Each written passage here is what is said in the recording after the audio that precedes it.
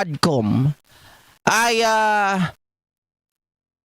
lumabas po ang kinatatago-tago nila General Manager or ex-General Manager Garma, itong si Napolcom Leonardo, hinggil po sa pagkakamatay o pagkamatay nitong si Wesley Barayoga. Ngayon mga kababayan, ay muling bubuksan ang kaso na ito. Kaya wala pong katotohanan ang sinasabi ng mga DDS vlogger na wala pong saysay ang ginagawang investigasyon at bawal daw pong mag-imbestiga, bawal daw po na ipatawag ang mga tao diyan sa Kongreso or sa Senado. Nagkakamali po kayo. Dahil po sa ginagawa nilang yan, nagiging open-minded ang mga tao, nagkakaroon ng kaalaman, pati ang mga kapulisan natin, yung bulok sa kanilang hanay ay nagkakaroon po ng saysay. I mean, nagkakaroon ng saysay sa pamamagitan ng mga pagdinig na ito.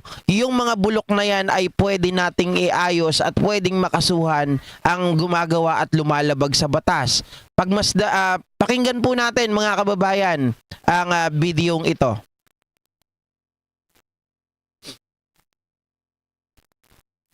Teka lang ha.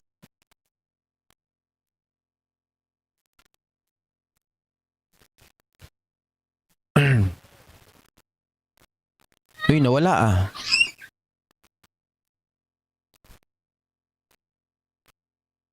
Teka lang po ah.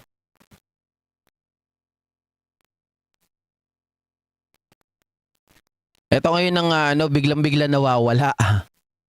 Pero okay lang yan, madali lang naman hanapin yan eh. Dami pala nating kasabayan ngayon, no? Ang dami nating kasabay na nanonood. Kimchi fried rice? Kay sarap gawin. Try the new UFC Korean style fun chow. Kay sarap talaga.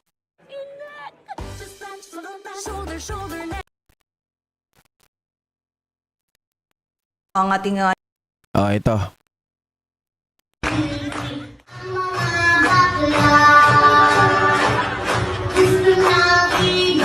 Mamaya ka na, Harry Roque, huwag ka makulit. Lumalabas ka na naman eh. Hindi ka naman pinagbibigyan, lumalabas ka. Huwag ganon, Roque. Ito, pakinggan nyo mga kababayan.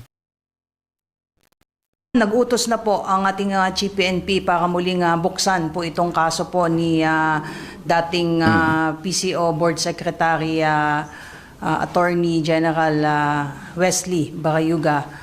This is an offshoot ng mga revelations po during the Quadcom committee hearing wherein ang isa pong active na police na si Lieutenant Colonel Santi Mendoza has revealed some information regarding his knowledge allegedly doon po sa ginawang pagpatay po implicating the names of dati pong General Manager po ng PCSO na si Ms. Royina Garma and at ang current na Napolcom Commissioner na si Ed Leonardo po.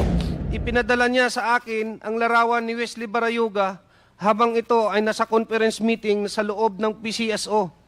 Sinabi ni Colonel Leonardo na ang larawan ni Wesley Barayuga ay kinuha at ipinadala sa kanya ni Ma'am Garma. Matapos na matagumpay na naisagawa ang operasyon, ipinaalam sa akin ni Police Colonel Leonardo na si Ma'am Garma ay nagbigay ng 300,000 bilang kabayaran para sa aming trabaho. Teka lang po, nagtatanong kung ano daw po yung papaliwanag ko lang. Sabi ni Jerry Calica, Sir GP, what is a woke personality? Yung woke personality, mga kababayan, yan yung yung very active doon sa social media. 'Di ba? Ayan lang 'yon. Wala nang iba. At ito ay iaabot ni Tox sa aking middleman na si Nelson Mariano. At nang magkita kami ni Nelson, inabot niya sa akin ng halagang 40,000 bilang aking bahagi sa kabayaran.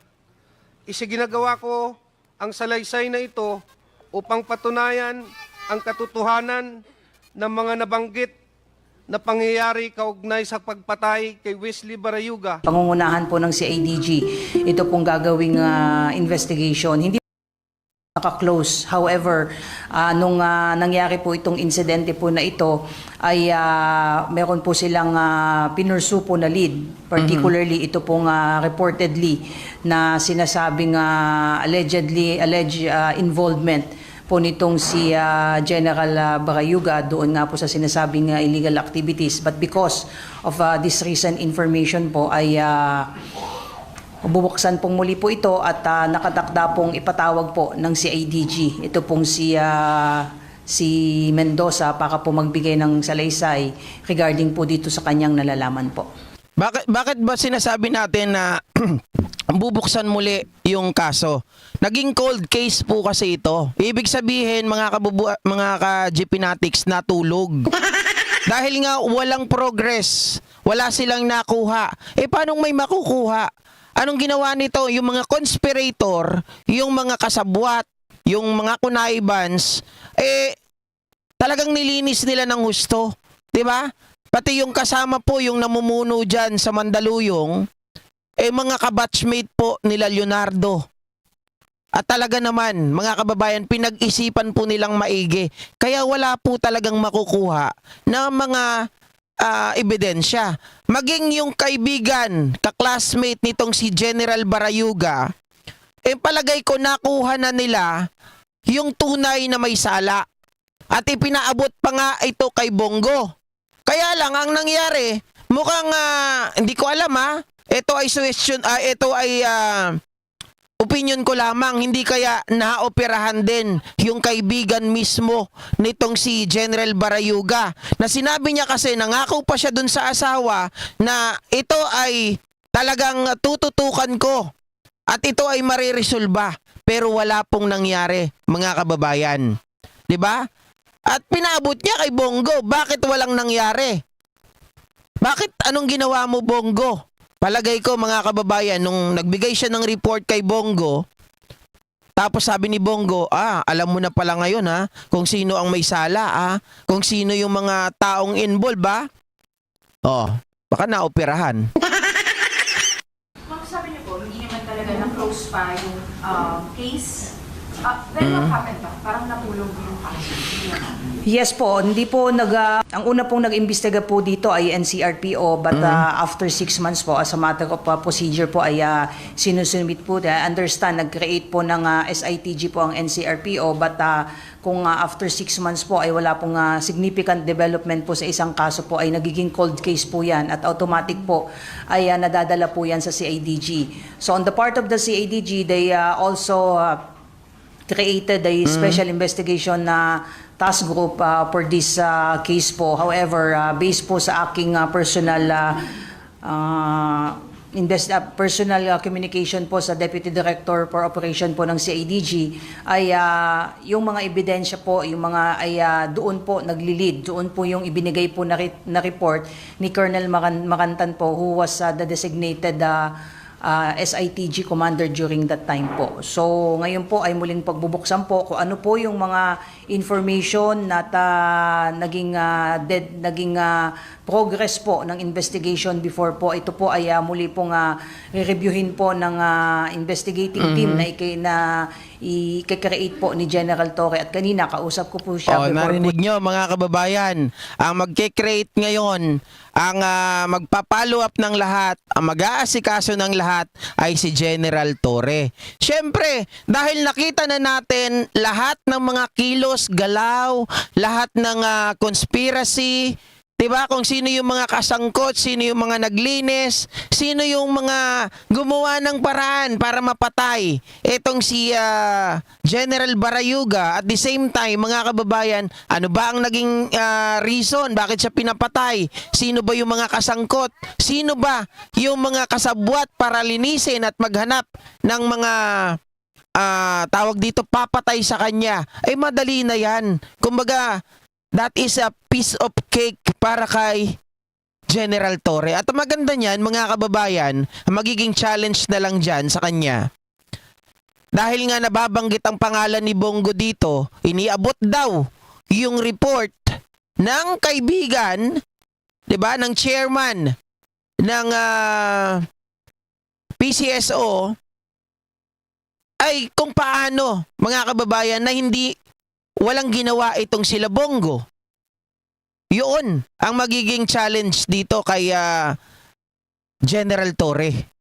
Proceeding here at one of the initial action na gagawin po nila ay ipapatawag po itong si Nelson Mendoza, Nelson Mariano po at si Santi Mendoza for them to give their sworn written statement before the investigating unit to shed light on this matter and again para ma-reduce into writing po itong mga revelation po nila during the Quadcom committee hearing po. Si Santi Mendoza po ay nilabasan na po ng order, nirelieve na po siya from PDEG at nilagay na po siya sa personnel holding admin unit po ng Kamkrame. So under restrictive custody na po siya so that ma-ensure po natin yung kanyang appearance dito po sa mga gagawin po nating investigation and of course, one of the main consideration is to secure them po. What is the good thing about yung ginawa ni Santi Mendoza dito, mga kababayan, na nagsalita na siya? Bakit? Kasi dahil nga kung hindi siya magsasalita at yung pangalan nila Garma ay lumitaw na, yung pangalan ni Napolcom Leonardo lumitaw na, ang mangyayari, baka mamaya iilubog nila itong si Santi Mendoza. When you say nilubog, mga kababayan, ito yung wala nang litawan ng ulo. 'Di ba? Yung baka mamaya ilubog na nila ito sa lupa. Kung hindi naman ay ilagay sa drum, sisimentohan, tapos ilulubog sa dagat. Kung hindi naman, ipapakain sa mga talaba. Ganun kasi ang ginagawa doon sa mga witness or kaya yung mga kasabwat para hindi na magsalita, uunahan na nila. So maganda yung ginawa dito ni Santi Mendoza. Ngayon nirelieve na siya sa PDEG. Pero ang maganda rito dahil nakipagtulungan siya, pwedeng mapababa yung kaso niya dito. Although kasama pa rin siya sa tinatawag na principal by indispensable cooperation. Hindi po kasi siya nag-direct cooperation 'di ba? Hindi sila yung talagang pumatay. So indispensable cooperation lamang sila. Pero ano pa rin, may kaso. Pero dahil sa pagsasalita nito, kita nyo, mas safe pa siya ngayon. Pero in terms of admin investigation, kasi parang sa kanya na rin nanggaling na meron siyang alam tungkol sa nangyaring krimen.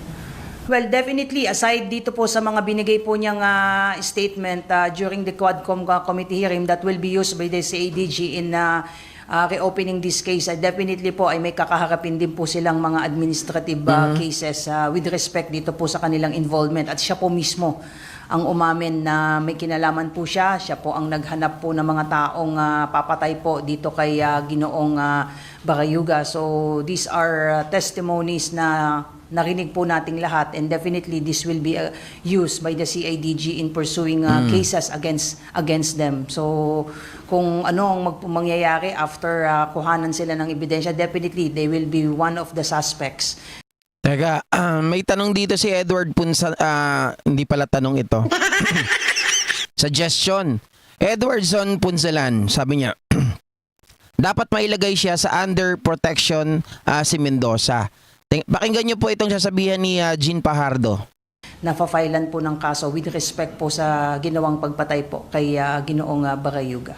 Paano napunta po ang pangalan po ni Ginoong Barayuga dun sa sinasabing nasa listahan po ng di umano ay involved sa mga illegal drugs activities. So titignan natin kung paano ba na-process itong information na ito, saan galing ang information, who provided the information, sino ang nag-validate nitong information that led to Oy, so magtago-tago na kayo.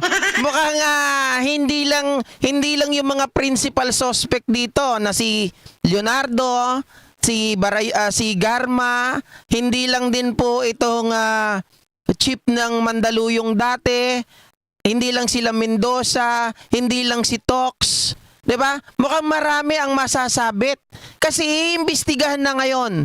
Paano nagsimula? Paano nasali yung pangalan niya diyan sa listahan ng mga addict, na mga na may kinalaman sa, 'di ba, yung drug list, yung drug watch list nila. Sino nag-process? Sino nag-validate? Sino ang nag-insert? At nakakapagtaka, bakit ito in-insert after his death?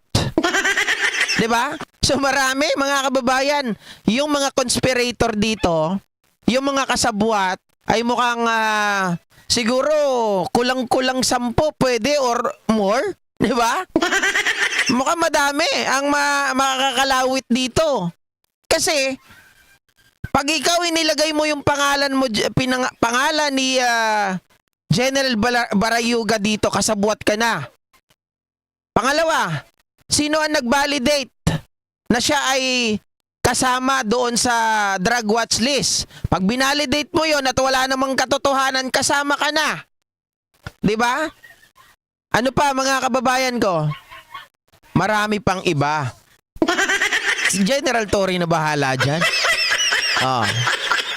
To his inclusion doon sa sinasabing nasa listahan ng mga drug personalities. So these are all the information that will be validated and investigated po ng CAD. Shout out Jerome Bentuzal. To really come up with a clear and transparent and unbiased investigation to. Ang sabi ng PNP kanina po ay nagmeeting po yung mga selected PNP officials to discuss this case, including the director of CIDG, at malinaw po, isa lamang po ang direksyon ng utos ng ating PNP. He wants to get to the bottom of this regardless po kung sino ang tatamaan dito sa investigation, whether active. Iyari ka ngayon, Bongo. Maliwanag yung sinasabi dito, ha, General Torre. Regardless kung sino ang tatamaan, kahit mapunta ka pa kay Duterte. Di ba? Total, makapal naman ang balat mo. Sabi mo, so wag mong anuhin to, ha? To mga to. Birahin mo kung may kasalanan, lalo na si Bongo. Isama mo na rin yung kaibigan ni General Barayuga. Na alam na nila mismo, sabi pa naman ni General Acop, sigurado alam mo na kung sino. Opo, alam ko. Kaya lang, nagbigay ako ng report kay Senator Bongo. Mga kababayan. From there, imbestigahan nyo na sila. O retiradong pulis, wala po tayong sisinuhin natin dahil we owe it hindi lamang po doon sa pamilya po ng biktima, but we owe it sa ating mga kababayan para bigyan ng linaw itong kaso po na ito.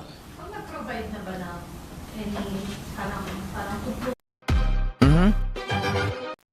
Teka lang, patalastas eh.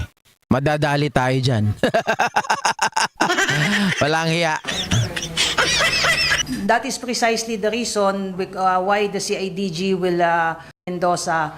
to prove his claim, don't see Lieutenant Colonel Santos? That is precisely the reason why the CIDG will subpena si Santi Mendoza para humarap po sa gagawing investigation po ng CIDG po, so that he can reduce into writing yung mga salita at mga revelations niya na sinabi during the hearing po sa Congress po. And we will take it from there. Kung meron pa pong mga ebidensya maliban po dito sa kanilang sinabi po nitong si Nelson Mariano at si Santi Mendoza, and we are also in I don't know kung kung kaya pa nilang mahagilap yung Viber.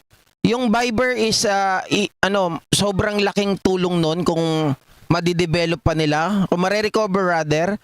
'Di ba? Kasi yung doon daw pinapadala yung information nitong si General Barayuga, including the picture when they were in a meeting, ay malaking bagay po 'yon kung marirecover nila 'yon.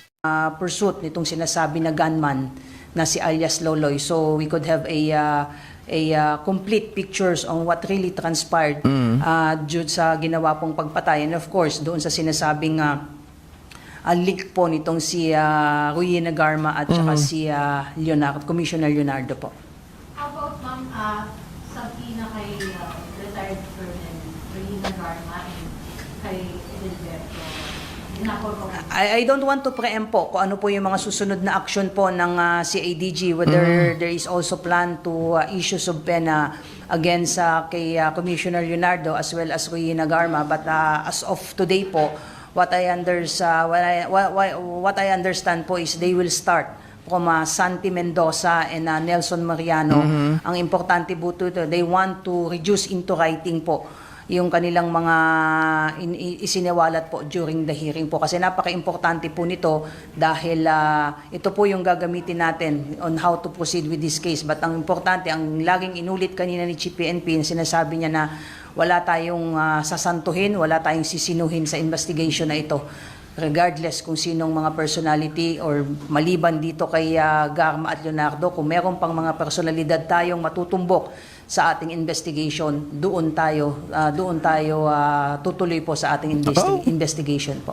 Lagot talaga kayo kay General Torre. Walang sasantuhin. Walang sisinuhin. Iiyak talaga yung mga taong kasangkot dito, ha? Alam nyo, madali nang malaman yan eh. Nandun na lahat sa Quadcom, di ba? Ang hinahanap ko na lang dito, sino yung naglagay, sino yung nag-verify, sino yung tawag dito mga kababayan, nagpapatunay na addict daw at sangkot sa droga itong si General Barayoga. Yung mga yun lang, ang mga hahanapin ko na lang, pero sigurado kasama na dyan si Garma, kasama na dyan si Commissioner Leonardo, kasama na dyan sila Mendoza, 'di ba? Kasama na dyan yung PNP chief ng Mandaluyong, o kung sino man yung mga kaibigan pa nila. Oh. Ma'am, kasama din po ba sa investigahan ng PNP yung mga unang nag-investiga? No, like yung mga tauhan ng NCR na parang... Ayan, kasama din yung mga nag-imbestiga. Sigurado.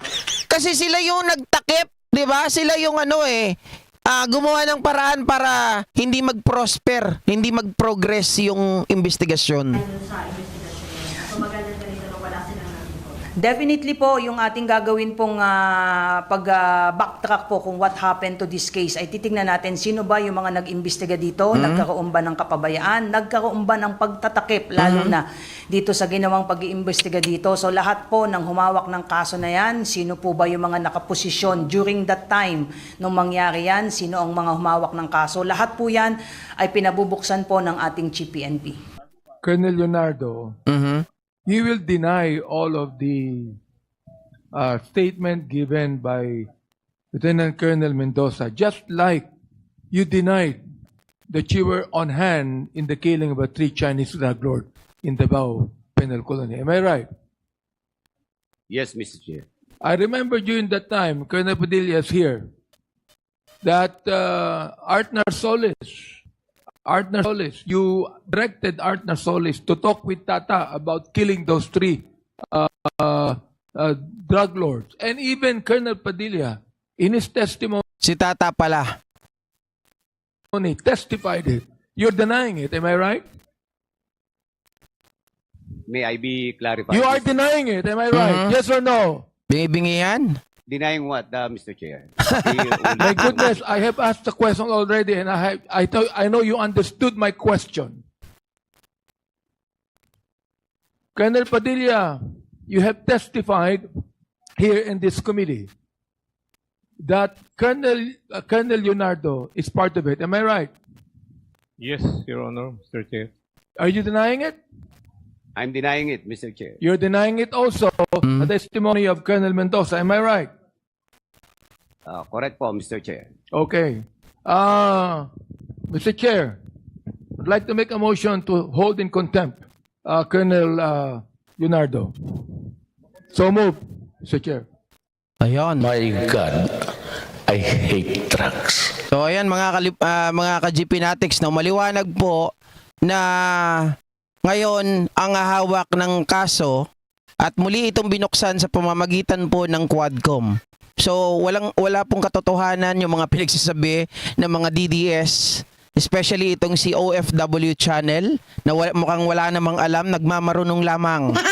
No? Malaki pong tulong ang ginagawa ng Quadcom para mapadali ang kanilang investigasyon at nabubuksan ang mga bintana at mga pintuang nakasara. At nalalaman natin ang mga kuweba na dapat ay mabuksan ang kanilang mga lihim na nakatago pa sa kailaliman ng kanilang pinagtataguan. Diba, Ma'am Yolanda Gintibano? Techie Mind. So ngayon, dahil sa paghawak po nitong si General Torre, mga kababayan, sa kaso na yan, sabi ko nga po sa inyo, this is hindi na magiging mahirap. This is a piece of cake para kay General Torre. Remember, nakita natin nung si Kibuloy nga 'di ba? Hindi sinanto. Talagang hindi tinantanan, hindi tinigilan. Ngayon pa kaya na mainit na ang pangalan nitong si General Torre. At sigurado ako may kahihinatnan at sana sungkitin, kalawitin kung sino ang mga kasangkot, walang sasantuhin, walang sisinuhin. Kahit na madamay kung sino man ang mga pangalan ng mga dating opisyal o ngayon ay mga nakaupo pa. Kagaya po nila Bongo, kung kasama si Duterte, isama nyo na. 'Di ba? Para lahat ng mga naghahanap ng hustisya ay mabigyan na ng karampatang hustisya. At dapat managot ang may sala, makulong ang may sala, at kung maaari mga kababayan ay habang buhay na sila at hindi na makapagpiyansa. Oh. Wala nang kahirap-hirap yan. Ang hahanapin na lang, talagang sabi ko nga sa inyo, challenge lang dyan, kung paano natin maisasama itong sila Bongo. Kasi maliwanag yung sinabi ng kaibigan nitong si General Barayoga At palagay ko, yung kaibigan niya, pwedeng rin maging witness yon or pwedeng pitpitin. Bakit walang nangyari sa ipinasa mo kay Bongo? Diba? Sana po, Ma'am Sandra Valdez, madagdagan pa ang kagaya ni General Torre. At syempre, General Torre, yung sinasabi ko sa'yo ha, nandito lang sa Quezon City si Roque. Pit-pit kunin nyo si coach ng bayan, tapos paaminin nyo kung saan, nasaan si Roque. Oh. Ay, tama. Tama po, Joanna Agtos Aris. Siyempre, pader ang babanggain ni General Torre dito.